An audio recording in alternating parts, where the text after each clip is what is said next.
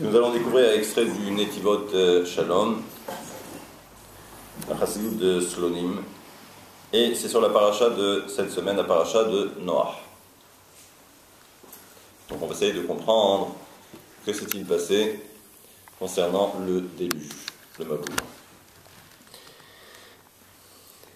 Et là, donc il est dit, Vayomer Hashem le Noach, donc Dieu a dit à Noach, Ketz kol basar ba lefanai. Donc la fin de toute chair est arrivée à son terme, car la terre était remplie de Hamas. Hamas, qui veut dire ici, on va dire la colère. Veineni mashritam et haaretz. Et donc, Dieu annonce à Noach qu'il va maintenant détruire le monde. Pour essayer de comprendre maintenant l'histoire du Maboul, l'histoire du déluge. Et là, donc, on voit qu'il y avait un décret donc, qui pesait en réalité sur la terre. Quelque chose qui n'a jamais existé auparavant. C'est une première. Et d'un autre côté, Dieu également a annoncé que l'histoire du déluge ne pourrait plus se reproduire. Et comme nous avons eu l'occasion de l'écouter à plusieurs reprises pendant la journée de Yom Kippour, nous savons que Dieu est miséricordieux, que Dieu est bon, que Dieu également est patient. Et comment se fait-il donc qu'un tel décret a pu peser sur toute la création? Comme il est dit, donc Dieu a fait disparaître de la terre toute chose qui a existé. Mais Adam ha-behema, de l'homme jusqu'à l'animal, et on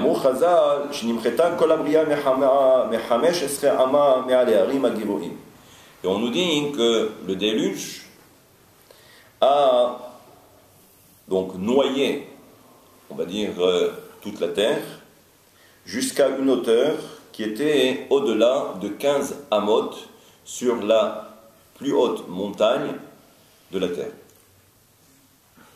15 amot, ça veut dire à peu près 7,50 mètres au-dessus de la montagne la plus haute. Et également au niveau de la terre elle-même, sur une profondeur de 30 cm. Et là aussi, on a besoin de comprendre. Nous savons que l'homme possède le libre arbitre. Aval ba'alei haïm, mais les animaux n'ont pas de libre arbitre. Madoua nimchou gam em. Pour quelle raison donc même les animaux ont été détruits? On peut comprendre au niveau de l'homme, parce que c'est l'homme qui a commis des erreurs. Donc pourquoi les animaux? Et également, pourquoi cette punition, cette sanction concernant la terre elle-même et l'air également? Et là donc, il fait également un parallèle avec ce qui s'est passé et ce qui va se passer un peu plus tard dans l'histoire, à l'époque d'Abraham, l'histoire de Sodome et Gomorrhe. Là aussi, on a du mal à comprendre.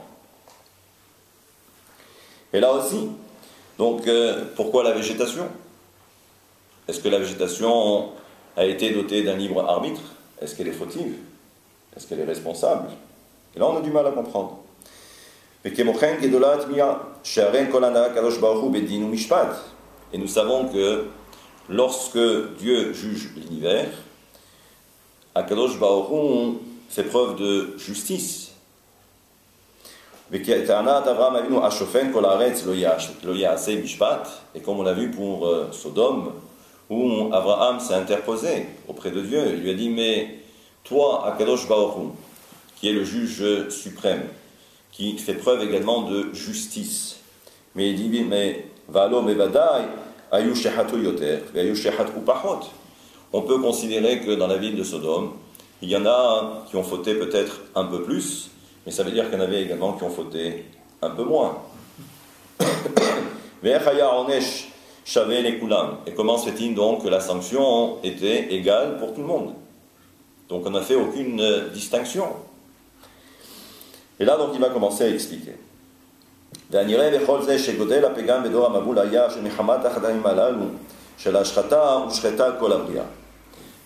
Ce qu'il faut comprendre, c'est que en réalité, la faute de l'homme à l'époque du déluge, c'est que malheureusement, la faute a perverti également toute la création.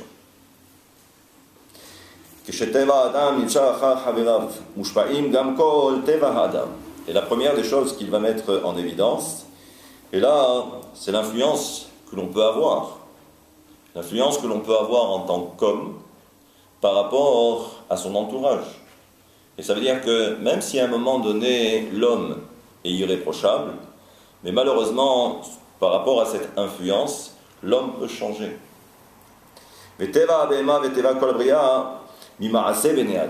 Et nous savons également que le comportement des animaux, et également de toute la nature en général, dépend également des actes de l'homme. Donc même si on n'est pas écologique, mais on peut comprendre qu'en réalité, ce qui se passe, ce n'est que par rapport à l'homme. Et ça veut dire qu'en fin de compte, la faute va se répercuter au niveau de toute la création et va empoisonner, c'est le terme qu'il emploie, sur chaque partie de la création. Même si en fin de compte, la création n'est pas dotée du libre arbitre. Il dit, donc il dit qu'en fait, c'était toute la création qui était totalement corrompue, à cause des fautes de l'homme. Et là, il continue et il dit,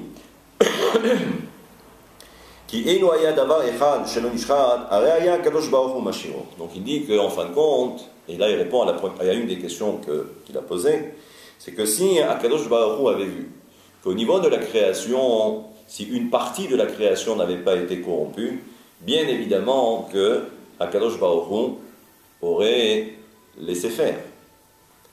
Mais et nous savons que justement, les seuls qui ont été préservés, ce sont les poissons. Donc il dit, et là, il donne une image très simple. Il dit, vous savez que lorsque il y a des bactéries, ensuite les bactéries se propagent. Et ça veut dire que tant qu'elles sont confinées dans un seul endroit, très bien, ça ne pose aucun problème. Il dit, mais le problème c'est que lorsqu'il y a propagation, alors à ce moment-là, toutes les bactéries se retrouvent à tous les niveaux de la création.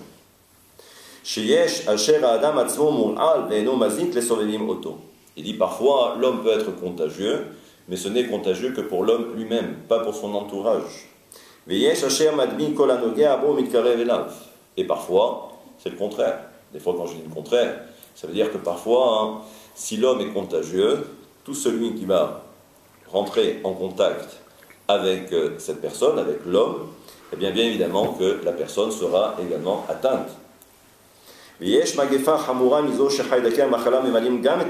il dit parfois, c'est même l'air qui devient contagieux, qui devient nocif.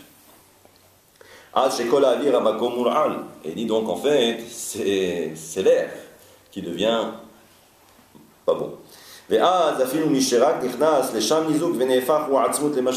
ça veut dire que celui qui rentre en contact justement dans cet endroit, bien évidemment que lui aussi, eh bien on subira les conséquences. Donc on voit d'ici qu'en fin de compte,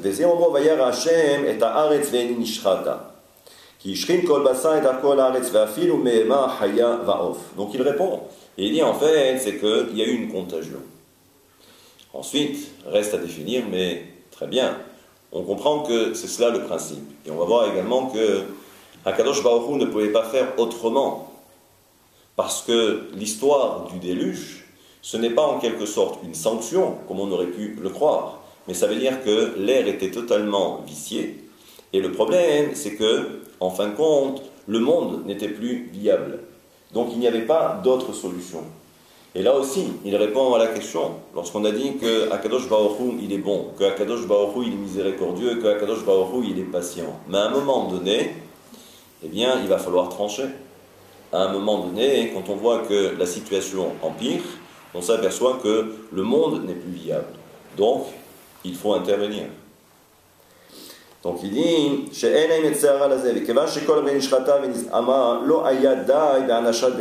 donc il dit, ça ne suffisait pas seulement que de sanctionner l'homme, mais en fait c'était toute la création.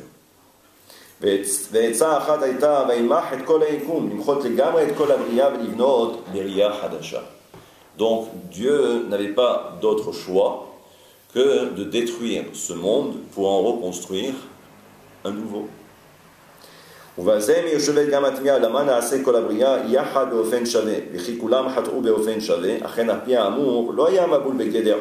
donc là aussi, il dit c'est vrai que le problème, c'est qu'on aurait pu croire que, bien évidemment, à l'époque du déluge, et on l'a bien vu, parce que la Torah va parler de quoi? Elle va parler d'un être exceptionnel en la personne de Noach.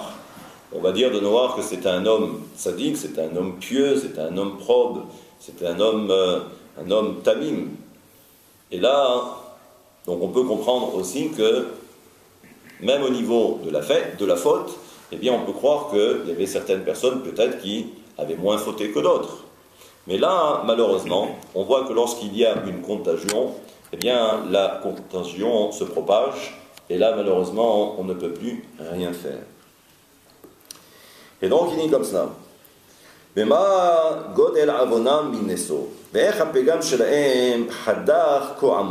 Maintenant, la question, c'est de savoir, mais c'était quoi la faute? C'était quoi la faute? Pour que, ensuite, Dieu n'avait pas d'autre possibilité que de détruire ce monde. Il dit qu'en réalité, Vayar Hashem ki rabba ra'at ha'adam, que Dieu a vu que la méchanceté de l'homme était grande. Vechol yetzer machshavot libo, et ça veut dire que toutes ses pensées, rak ra kolayom, étaient mauvaises, kolayom, tous les jours, ou toute la journée. Sheyesh la'amod al lashon rabba. Il dit maintenant, c'est quoi ce mot rabba? Rabba en hébreu ça veut dire grand, important. Ra'at ha'adam ba'aretz. שהוא לכאורה מיותר, וכן אומרו וכל, רק כל היום, שיש להבין הדגשה בזה, והביאו בזה דהנה, יש שני בחינות ברע. Donc il nous dit en fait, concernant le mal, il existe deux sortes de catégories. Yesh ra sheu bemikre. Il y a parfois le mal qui est occasionnel. Ve'eno ra be'etzem, c'est-à-dire que ce n'est pas un mal absolu. Il dit parce qu'en fait, même ce mal-là, ce n'est que par rapport, j'allais dire, aux séductions de notre Yetzer Hara, de notre mauvais penchant. C'est-à-dire qu'en réalité, c'est que, bon, on a fini par tomber dans le panneau. Pourquoi? Parce que le Yetzer Hara, comme dans l'histoire de Chava et de Adam et Ève, elle s'est laissée séduire par les propos du Nahash, du serpent. Mais ça veut dire qu'en fin de compte, même si l'homme commet une erreur, ce n'est que la conséquence par rapport à une séduction. Ou Beshoresh ou Tov, il dit mais en réalité, dans son fort intérieur, cet homme reste bon. Et là, Shnefach Lera, Rakazeno Begeder Mezik. Il dit, à partir de là, cet homme-là, il est évident qu'il ne peut pas faire le mal. Parce que ce n'est pas quelque chose qui va pouvoir se propager dans tout l'univers. Ça reste confiné. Par contre, il existe un mal qui lui représente l'essence même du mal. Ra ve'etzem, ve'ra kazeo mitpashet u'mar'il et kol habriya. Par contre, ce mal-là, oui, c'est un mal qui peut se propager et qui peut détruire tout l'univers. Et c'est pourquoi il est écrit Vayar Hashem, et Dieu a vu qui rabba ra'at adam ba'aretz, que le mal de l'homme ou la méchanceté de l'homme était grande, ba'aretz, sur terre. Et il dit, ça veut dire Vayar Hashem qui rabba ra'at adam. Ça veut dire quoi, rabba ici? She'ara olech ou mitrabe. Mitrabe, ça veut dire que le mal s'est propagé à telle enseigne que malheureusement il n'y avait pas d'autre solution. Et c'est ça, cette propagation, c'est-à-dire que ça a pris des proportions. Ça a pris des proportions. Et c'est pourquoi on voit que la Torah précise, elle dit Rabba, c'était grand. Ça veut dire grand, le mal était grand. Il dit non, parce qu'il s'est propagé. Et donc il dit Rabba ve'olechetenu sheyesh asher hara nogea rak le'adam achote aval eno pere urve aval kan vayar Hashem הקדוש ברוך הוא הצופה ומביט כל הנסתרות ולבדו רעה כי רבה רעת האדם שהרע איננו אח בבני אדם אלא מתחבא הוא על פני כל כדור הארץ. Et là, si vous avez bien compris dans le texte, qu'il y a écrit Ba'aretz, que le mal de l'homme, la méchanceté de l'homme s'est propagé sur toute la terre. Et là, ce qu'il faut comprendre, c'est que on ne s'est pas limité simplement qu'à l'homme au niveau de sa méchanceté. Mais là, ça s'est propagé également sur toute la terre. Et là, et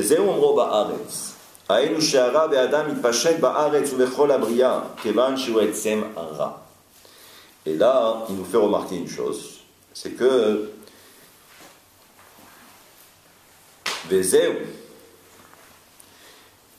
quand le verset nous dit Derak ra kol hayom, que l'homme était mauvais ou méchant toute la journée ou chaque jour, là-bas, vous savez qu'il y a un principe qu'on appelle le principe des gématériotes. Vous savez que des fois, les mots ont une valeur numérique. Ça, c'est un premier principe. Mais des fois, quand on regarde un petit peu, il y a ce qu'il faut considérer, c'est le début de chaque mot ou la fin de chaque mot. Et là, on obtient également un mot particulier. Ça veut dire que, en filigrane, on comprend en fait quelle est la source du mal. Et lorsqu'on reprend ce verset, Derak ra kol hayom, si on prend les dernières lettres de ces 4 mots, on obtient le mot Amalek. Amalek. Et vous allez voir que l'auteur va mettre en évidence un lien entre la destruction de l'univers, du moins de la terre, avec le Maboul et l'histoire de Amalek. Et il dit Shaita zot lipat Amalek. Et il dit ça, c'est justement, c'était l'écorce. Quand on parle d'écorce dans la traduction, on sait très bien que ça représente le mal. Et bien ça, c'était la clipa de Amalek. Et nous savons que Amalek représente la source, la racine, l'essence même du mal dans toute la création. Et c'est pourquoi, rappelez-vous, lorsque la Torah nous parle de ce Amalek, Amalek qui a voulu détruire le peuple d'Israël au moment où le peuple d'Israël sort d'Égypte, après 210 ans d'esclavage, on avait un peuple qui était totalement affaibli, il y avait des estropiés à cause de l'esclavage, et voilà que ce Amalek, que l'on ne connaît ni d'Adam ni d'Ève, qui a parcouru une distance que vous ne pouvez même pas imaginer, simplement pour s'en prendre au peuple d'Israël. Et bien, la Torah nous dit She'amar HaKadosh Baruch Hu, Maho emche et zecher Amalek. Il faut effacer le souvenir de Amalek. Shelo Ishaer Me'em Sarid ou Palit. Et là, on voit bien que les termes qui sont employés concernant Amalek, Maho emche, qui veut dire effacer, Eh bien là-bas également, au moment où Dieu décide de détruire la terre, à ce moment-là, il emploie exactement les mêmes termes, effacer de la surface de la terre l'homme qui s'est rendu coupable, corrompu. שגם זה ידענו, מה חטאו הבהמות ומה חטאו הקטנים, אלא לפי שעמלק וקליפת שורש הרע מתפשטת ומרעילה את הכל.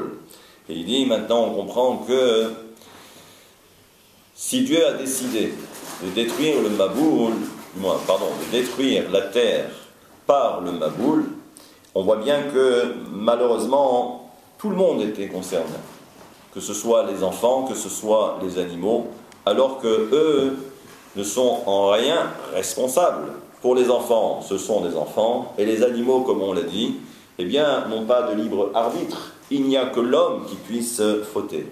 Mais étant donné que l'origine du mal provenait justement de Amalek, et que cela c'est la source du mal, eh bien, comme on l'a dit tout à l'heure, c'est que malheureusement, ce mal se propage. Comme si en fin de compte, il s'agissait d'une bactérie qui se propage, et là, en fait, tout est contaminé, et à tous les niveaux, même l'air. Et c'est pourquoi il fallait nettoyer la terre. Petite parenthèse, certains diront même que l'histoire du Maboul, ça a été en quelque sorte un grand migvé.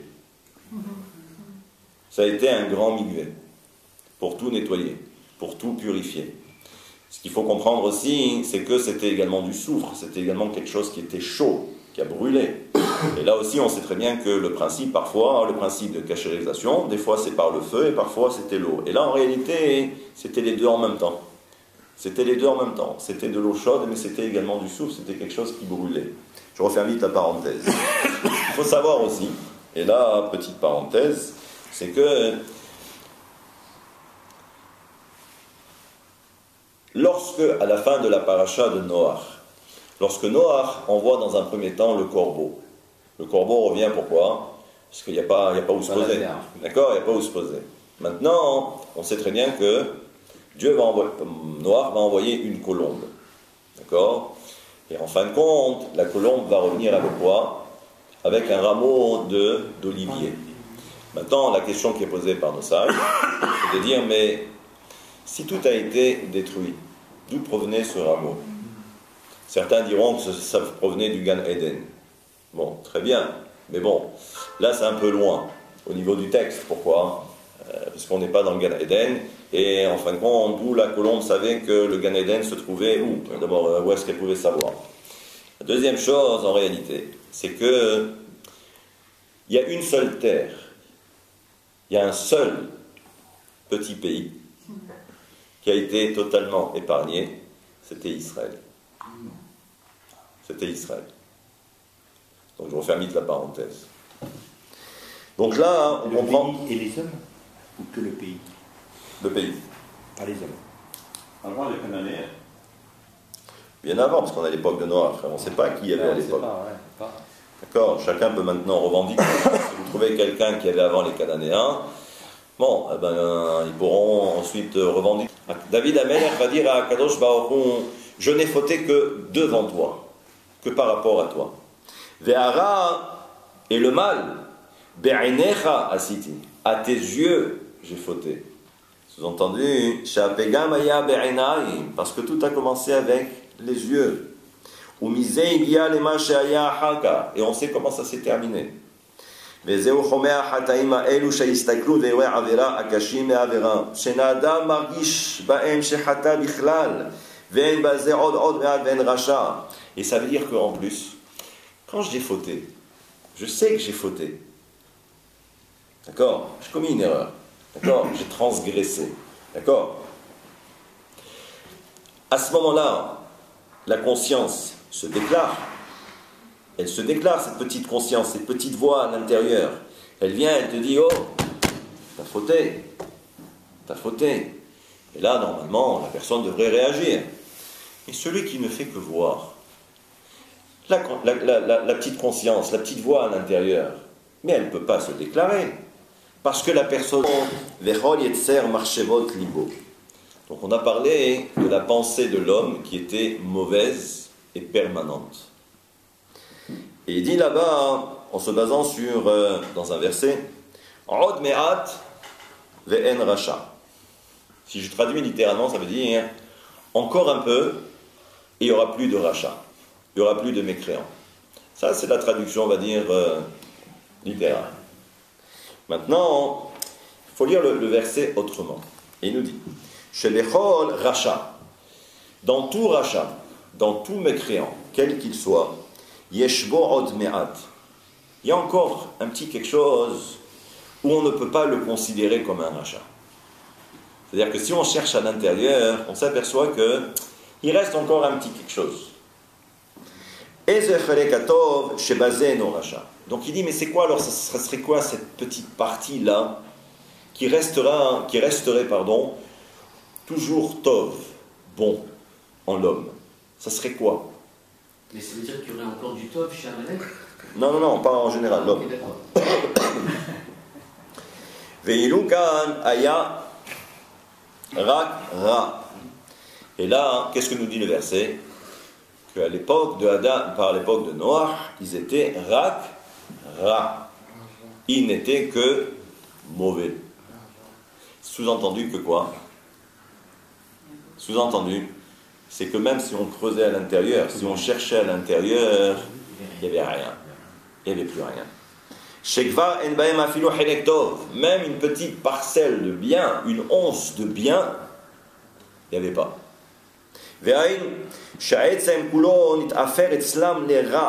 Ça veut dire que toute leur essence s'est transformée en mal.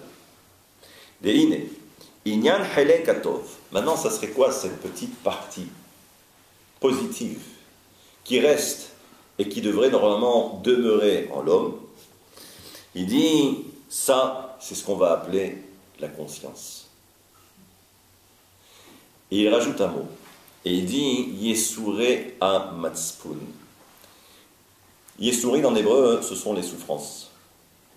Il dit, si je traduis littéralement, ce sont les souffrances de la conscience. De la conscience. Il dit, et regardez, Shegam achar shenirshal. Il dit, lorsqu'un homme tombe,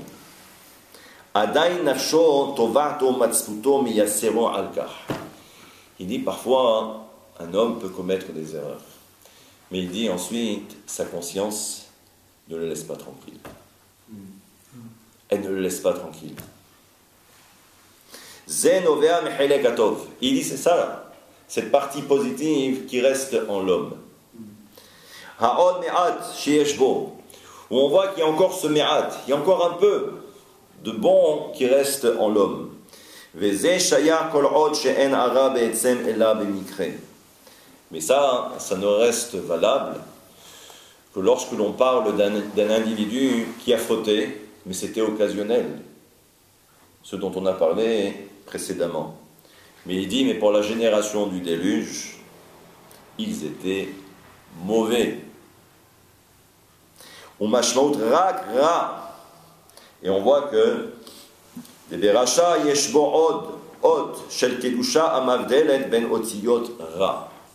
c'est pourquoi il fait quand même aussi la différence. C'est que vous remarquerez que le mot ra en hébreu, qui veut dire le mal, d'accord? Ça s'écrit resh ayn. C'est ra, d'accord? Il dit maintenant l'homme mauvais, on l'appelle, ou le mécréant, on l'appelle Racha. Et Racha, vous avez aux extrémités le Resh et le Aïn. Si vous les associez, ça vous donne Ra. Mais au milieu, il reste le Shin. Il reste le Shin. Ce que nous dit ici l'auteur, c'est que la lettre Shin a une base. Et la lettre Shin, c'est quoi? Si vous vous rappelez, quand on regarde au niveau des téphilines, les téphilines de la tête, il y a un shin, d'accord, avec 3 branches. Il y a un shin. Et nous savons d'après le Zohar, d'après la mystique, que les 3 représentent justement Chokhma, Bina et Da'at. C'est ce qu'on appelle la conscience. Il dit, tant que le shin sépare le resh du ayn pour qu'il devienne mauvais, en fait le mal, tant qu'il y a le shin et tant qu'il y a cette conscience à l'intérieur, il y a toujours un espoir. Il y a toujours un espoir.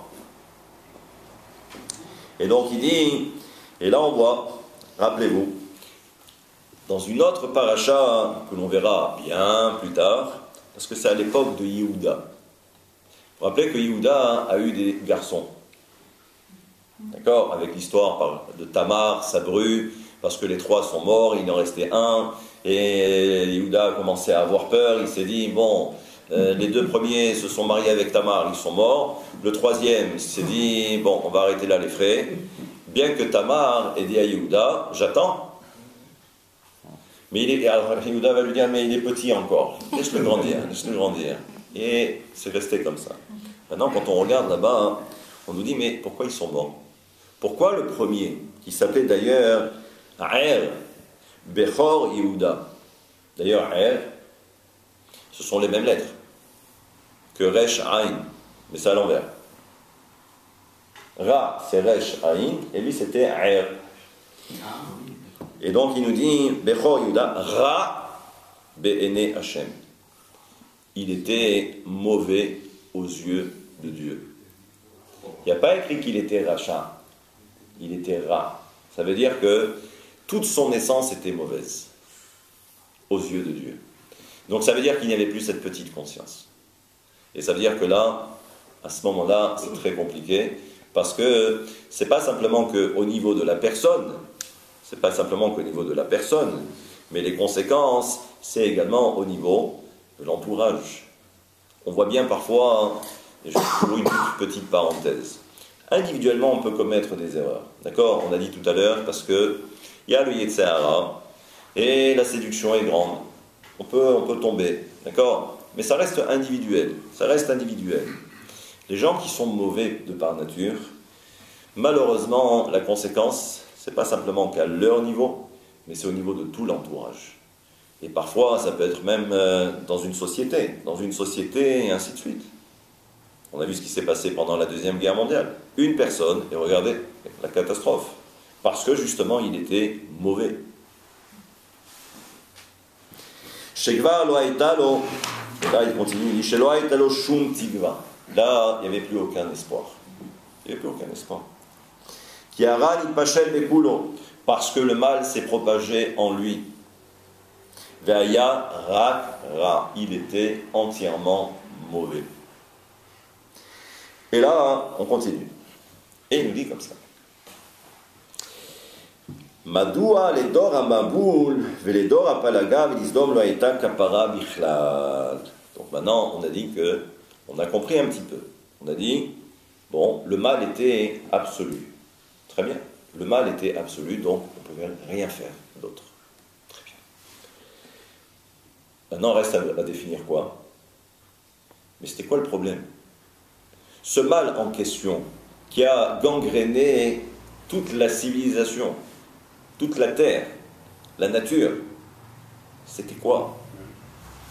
Il dit, Deine shlosha hataim hamurim. Nous savons que dans notre tradition, il existe 3 fautes capitales. Quelles sont ces 3 fautes capitales? Avodah zara, l'idolâtrie. Gilui arayot, les relations interdites, d'accord, la luxure et ainsi de suite.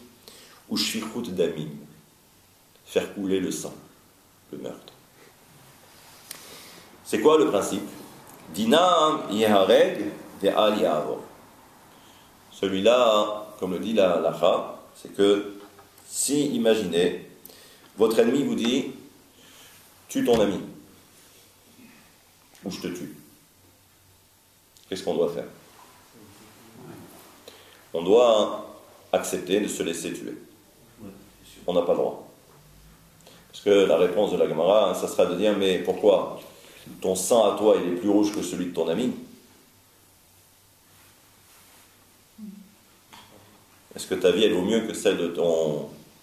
D'accord? Donc, on voit que là, donc ça veut dire quoi?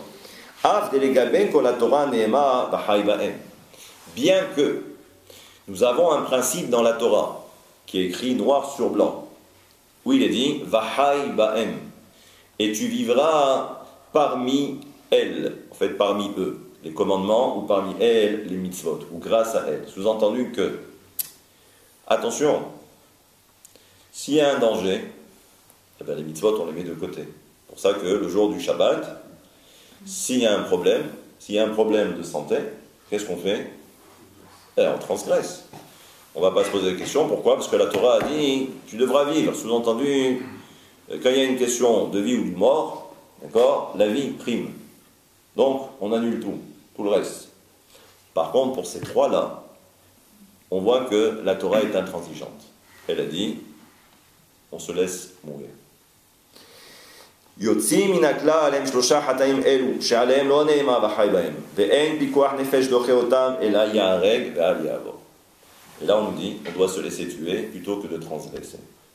והיינו לפי שהפגם של החטאים אלו, הוא כה גדול עד שאדם נהפך כולו על ידי זה למקור הרע. Et vous savez pourquoi? Il dit parce que ces 3 fautes capitales, pourquoi elles sont aussi importantes? Il dit parce que justement, quelqu'un qui les transgresserait, à ce moment-là, le mal qui est contenu est tellement grand que si l'homme transgresse, à ce moment-là, il devient entièrement mauvais, des pieds à la tête. Ça se propage. Ça se propage. Ça se propage sur lui-même. Sur lui-même. Pas forcément sur le voisin. Et pour tout le monde après. Il est contaminé. Et après tout le monde. Et après il contamine. Parce que c'est ça le principe du mal. Quand la personne est mauvaise des pieds à la tête, tout l'entourage en subit les conséquences. Il dit, alors que, concernant les autres transgressions, il dit, il y a toujours la fameuse conscience. D'accord? Il y a toujours cette fameuse conscience, et il y aura toujours la possibilité de faire teshuva.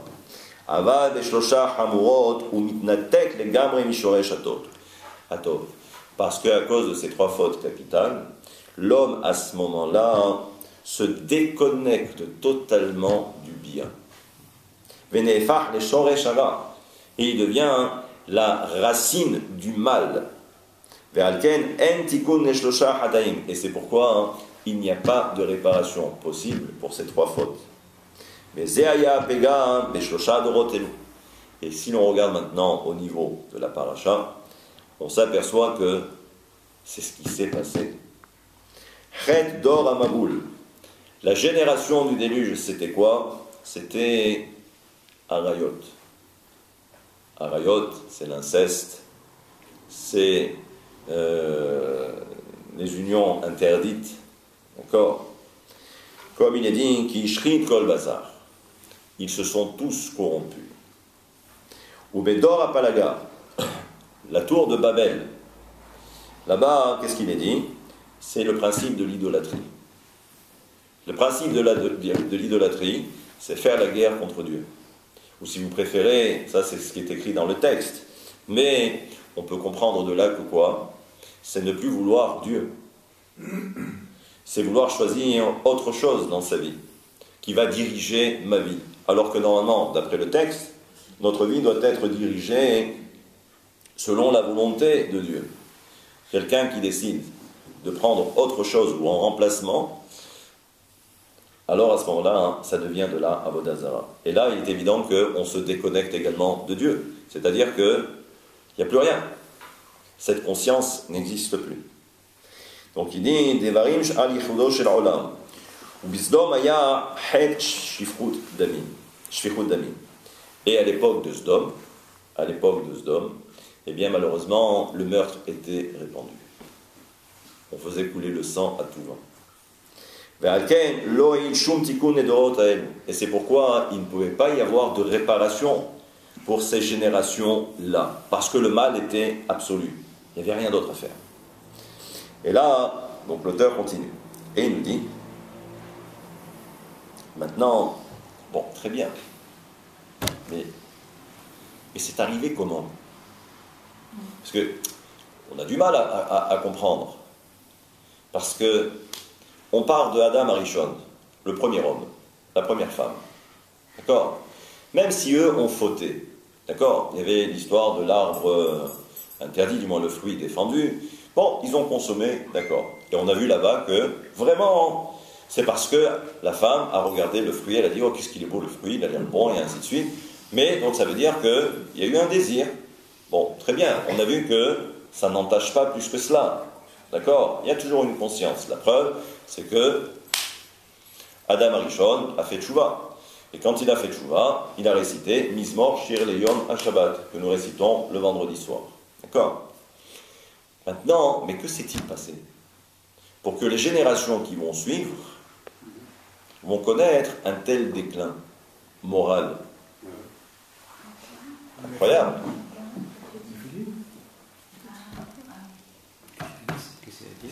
Vous allez voir. Et là, donc l'auteur nous fait remarquer qu'il y a eu un enchaînement. Maintenant, ça a commencé par quoi, ou ce qui est à l'origine de quoi? C'est ce qu'on va découvrir maintenant. Donc il dit Vechen raoui levaer ma ba Torah lelamed parasha zo שהרי אין התורה קדושה מספרת סיפורים בעלמא אלא היה תורת חיים. Il ouvre une petite parenthèse et il dit attention, contrairement à ce que les gens pourraient croire, la Torah ce n'est pas un livre d'histoire. Quand on regarde la paracha Bereshit, Noach, Abraham, il ne faut pas s'imaginer que c'est une histoire qu'on va raconter pour les enfants. Ce qu'il faut comprendre, c'est que à travers chacune de ces histoires, il y a un enseignement, et cet enseignement est toujours d'actualité, même en 2017. Il y a quelque chose. Donc ça veut dire que si la Torah nous raconte l'histoire de Noach et du déluge, bien qu'en fin de compte, ce qui nous intéresse, nous, dans l'histoire, c'est quoi dans la Torah? C'est que ça commence à Abraham Avinu, le premier patriarche. D'accord? Maintenant, ce qu'il y avait avant, on s'en fiche. Ce qui nous intéresse, c'est Abraham. Il dit non, on va apprendre quelque chose. Donc il dit, regardez. Il est écrit dans la Torah, dans Bereshit, juste avant, à la fin pratiquement de la paracha de Bereshit. Donc on entame Noach. Il y a écrit là-bas, Vayir'u bene ha-Elokim et benot ha-Adam. Traduction. Les enfants de Dieu, les Béné à Elohim, ont vu quoi? Ils ont vu Benot ha-Adam, les filles de l'homme.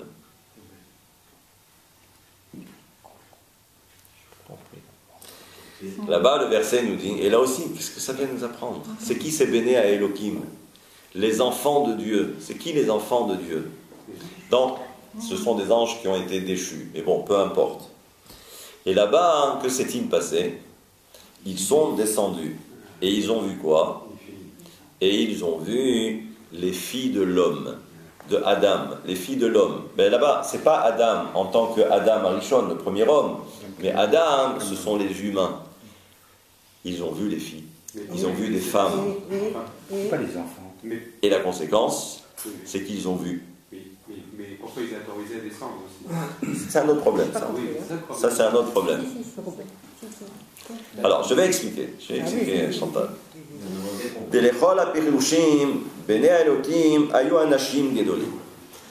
Là, lui, il ne rentre pas dans la mystique. Il dit simplement que, d'après les textes, c'était des personnes qui avaient une certaine assise sociale. Ils avaient un certain rang, c'était les grands de la génération. D'accord? Et là, chez Vayir'u bene Hashem et benot Adam, ils ont vu les femmes. Beneha, d'accord? Benot Adam. Chez Kalmu beistakluyot asurot. En réalité, ils ont regardé, ou ils ont vu certaines choses qui étaient interdites. Et vous allez comprendre doucement, doucement. Veze aya reshit apegam. Et il dit, c'est ça l'origine de la faute. Ça a commencé comme cela. On va voir doucement, vous allez voir. À partir de là, eh bien, malheureusement, l'humanité va connaître ce déclin. Parce qu'ils ont regardé ce qu'ils ne devaient pas regarder.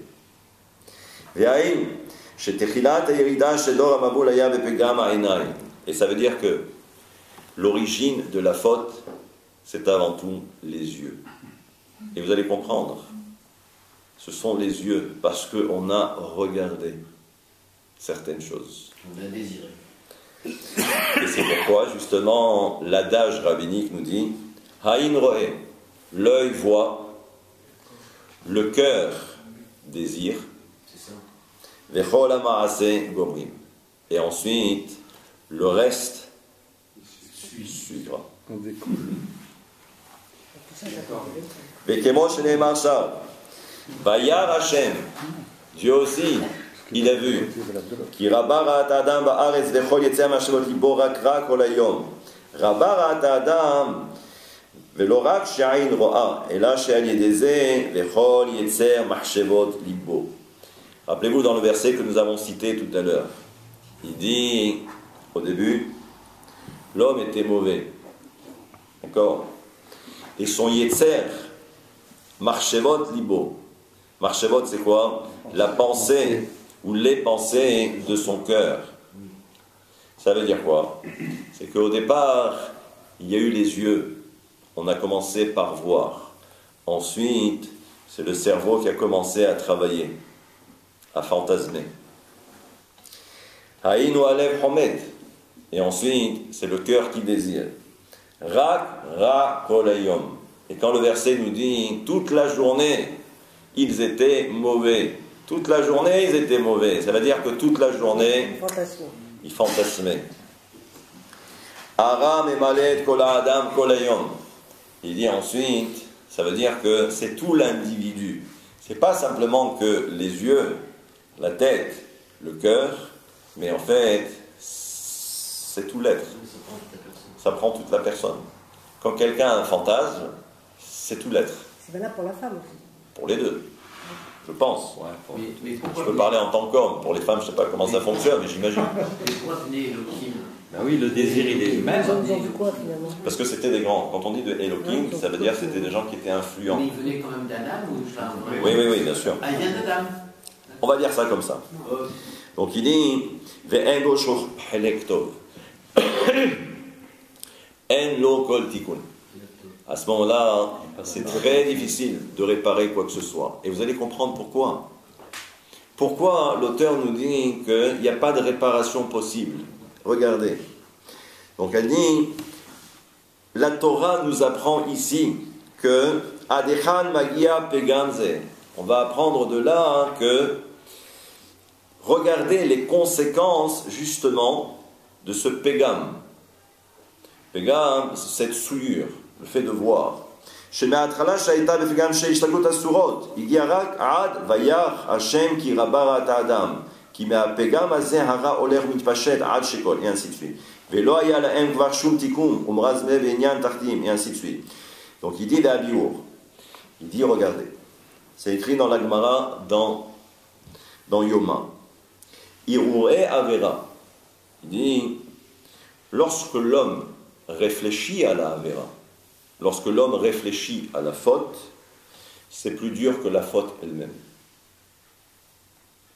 Vous savez pourquoi? Fauchasse. Pourquoi? La C'est ce qu'on a vu tout à l'heure, avec l'histoire de la conscience. Et il dit, regardez,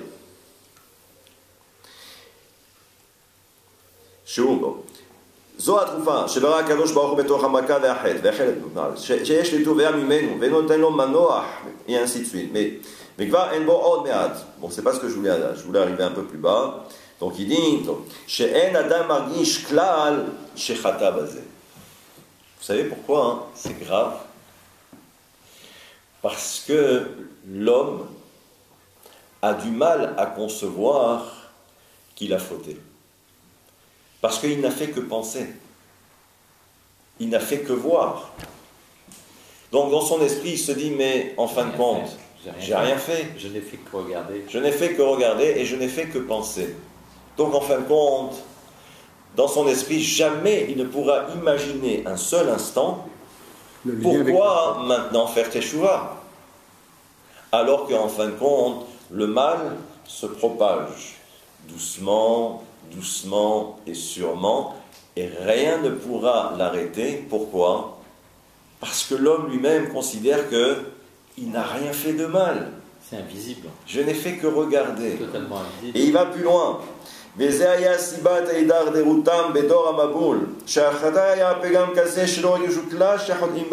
pour ça que la génération du déluge, c'est vrai, le problème c'était cela. D'accord? On l'a ciblé le problème, on a vu. Mais ils ne pensaient pas avoir fauté. Et ils sont arrivés à un stade où Dieu lui-même va dire qu'ils étaient entièrement mauvais. She'ara nitpashet, velekar gam lo haya lahem kol tikun k'atikun echelu ka'amur ha'od me'at. Aval etzlam hu rak ra, shekvar lo haya ba'em ha'od me'at. Vechen matzinu beDavid HaMelech. Et on a vu également dans David HaMelech, où il dit comme ça. Kol ha'omer, tout celui qui dit que David HaMelech a fauté, se trompe. Là, on fait référence à quoi? On fait référence à l'histoire de Bathsheba. D'accord? Chez Lochadaklad, il n'a pas fauté. Et là, chez Atrelat Apegam, Aïtarak, Bistakelut Asura. Si vous regardez dans le texte là-bas, comment a commencé l'histoire avec Bathsheba? Il a vu se baigner, du moins. C'est pour ça que David HaMelech elle-même va dire, mais j'ai rien fait, j'ai pas touché, je n'ai fait que voir. Et là aussi c'est le piège. Il dit la faute en elle-même, quelle que soit la nature de la faute, elle est limitée. Pourquoi? Parce que c'est un acte. Quand vous avez fini, oui ou non? L'acte est terminé, vous avez transgressé, d'accord? Vous avez mangé quelque chose qui n'était pas cachère, d'accord? Mais, lui et ça, qu'est-ce qu'on va faire? J'ai eu une petite envie. J'ai mangé. Mais quand vous avez fini de manger, c'est fini, d'accord? C'est limité. Et en plus, il faut qu'il y ait toutes les conditions requises pour que l'homme puisse fauter. D'accord? Il dit par contre, au niveau de la pensée, il dit, il n'y a pas de limite. Il n'y a pas de limite. Et non seulement il n'y a pas de limite, mais même les conditions, on n'a pas besoin que les conditions soient présentes, réunies, pour accomplir, parce que c'est du domaine de la pensée. Et là, du domaine de la pensée, En la davar sauf, il n'y a pas de fin. Il n'y a pas de fin. Donc on comprend que. Ça, faut pas regarder le film. Attention, touche. Donc on voit. Bon, ça c'est ce que. Donc on voit que ici, voilà comment tout a commencé. Maintenant, l'enseignement qu'il faut en retirer, c'est que ce qui était valable à l'époque du déluge, mais ça reste toujours d'actualité, parce que l'homme reste un homme, il a une pensée, il a des yeux surtout pour voir, il a un cœur qui a des envies, et la suite, on la connaît. Donc on voit qu'il faut faire très attention. Et lorsque il y a le déluge, parce qu'on traverse une période de déluge quand c'est le cas, il faut vite se réfugier dans la Teva, dans l'arche. Et j'ai l'occasion de le dire, c'est que la Teva, par définition, c'est entrer directement dans les mots de la Torah. Parce que Teva veut dire en hébreu une arche, mais ça veut dire également Teva, ce sont des mots. Ce sont les mots de la prière. Ça veut dire qu'à un moment donné, il faut être capable de se plonger à l'intérieur, justement jusqu'à attendre que le déluge passe. Ça a duré 12 mois. Une année. D'accord? Ça a duré une année. Et ça, on verra Shabbat si Dieu veut. J'aurai l'occasion de dire que Noach, pourquoi on l'a mis dans une arche? Pourquoi il est resté enfermé pendant 12 mois, parce que c'était une prison. Parce que lui aussi a fauté. et normalement, lui aussi, il aurait dû périr. Mais qu'est-ce qui a fait que Noach et toute sa famille est resté sain et sauf? Ça, on le verra, Bezrat Hashem,